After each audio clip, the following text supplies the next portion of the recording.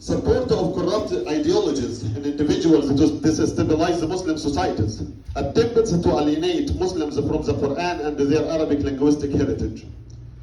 An example of this is a statement by one of their leaders who said, "We cannot defeat the Muslim community unless we destroy their Quran." So a person said, "That's easy. Let's burn the Quran." The leader said, "No. We need to eliminate the Quran from their hearts. The respect to the Quran, the love to the Quran, following the Quran." Also, pressure to conform to secular values and Western lifestyles that prioritize individualism, materialism, and the casual relationships. Fear of being different as Muslim. Some people say, "Oh, I don't want to look different. I should just cope with the culture. Huh? I'm going to attend the parties and try to act like them, but I'm still Muslim, I don't drink. I'm still Muslim, I'm not going to do the haram thing." So trying to accommodate because I don't want people to say, "Oh, he's different." Also the media, exposure to hypersexualized, violent, or anti-religious content through media and social platform. This destroys the faith inside the hearts of our kids, of the youth, and also adult people. Time wasted on social media and gaming, leading to neglect of religious obligations. Neglect of the Quran, of doxing, of prayers. Facing discrimination or negative portrayals of Islam which can cause youth to hide or abandon their Islamic identity. So Muhammad calls himself Mado or Mahmoud Mamdo, and Nasser Nash. You are trying to hide your identity to be safe. Limited understanding of Islam due to weak foundational knowledge. Our youth, they need the knowledge. And who's teaching the knowledge? Where to get the resources from? Social media, they are not enough. We need teaching, like formal, real teaching. Disconnect from mosques or religious spaces that fail to address youth specific challenges. Emphasize on cultural traditions over religion by family. Look at our families. We follow the cultures more than we follow the religion. It's how I saw my dad. It's how we do it. It's how my family do it. Lack of understanding or communication between parents and youth about their struggles in Western contexts. Our high school students, our college students, they need people to talk to.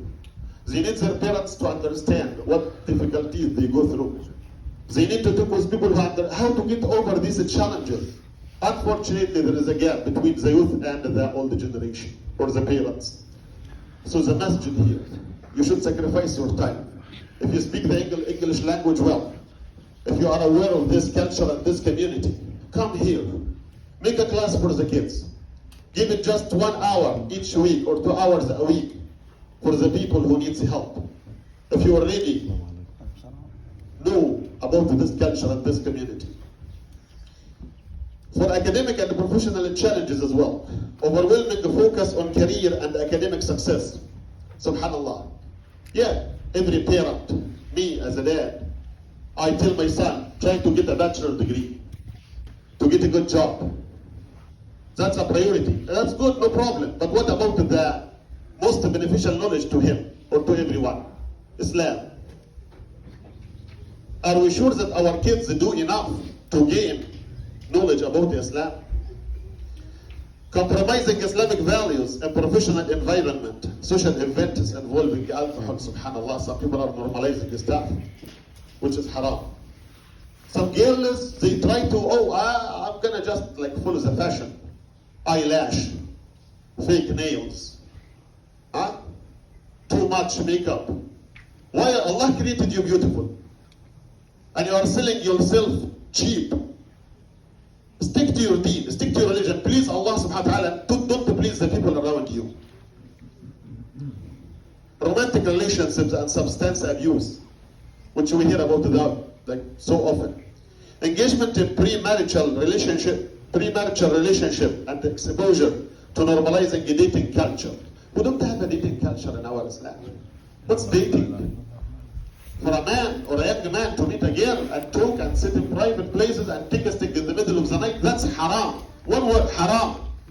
Would you accept it to your daughter, to your sister, to your mother? No, of course not. We don't that. ولا متخذات أخدان. We don't have this type of friendship. Easy access to drugs and alcohol, which distract from Islamic values. Our duty as Muslims, brothers and sisters, these conspiracies requires us to prepare ourselves spiritually and physically. We have to prepare ourselves for that. We must strengthen our relationship with Allah subhanahu wa ta'ala. Everyone, before you go to bed, after you go home today, ask yourself, what I'm going to say to Allah subhanahu wa ta'ala was He asking me about every minute in my life, every second, every breath in and breath out. حتى يسأل عن عمره فيما أبلاه. عمرك, your age, how did you spend it? وعن مالي, your money, how did you get this money and how did you spend it? We need to unite as an ummah and avoid the divisions. For strength ties in the unity. We should be strong. Be away from dividing the Muslims. Don't be from those who try to divide people. Oh, you are Sunni, you are Shia, you are Salaf, you are... Unless there is like a big difference. So I read one of the sentences that I love the most. They say, as long as we have the same book, we have the same Rabb, we have the same kitab, the same kitab, the same Rabb, the same Prophet, Messenger Muhammad sallallahu alaihi wasallam, put everything aside. وَاعْتَصِمُوا بِحَبْلِ اللَّهِ جَمِيعًا وَلَا تَفَرَّقُوا. اعتصموا, be together, be united. Don't divide yourselves. Educate ourselves and our families about Islam to protect ourselves against false ideologies. Trust in Allah subhanahu wa ta'ala while taking practical steps to safeguard our faith and community. Allah promises His support to those who remain steadfast. He says subhanahu wa ta'ala, if you support the cause of Allah subhanahu wa ta'ala, He will support you and make your foothold firm. And indeed the earth belongs to Allah. He causes it to be inherited by whom He wills of His servants. And He subhanahu wa ta'ala, He says, and the best outcome is for the righteous. Now what should we do? Let us remember that Islam will prevail.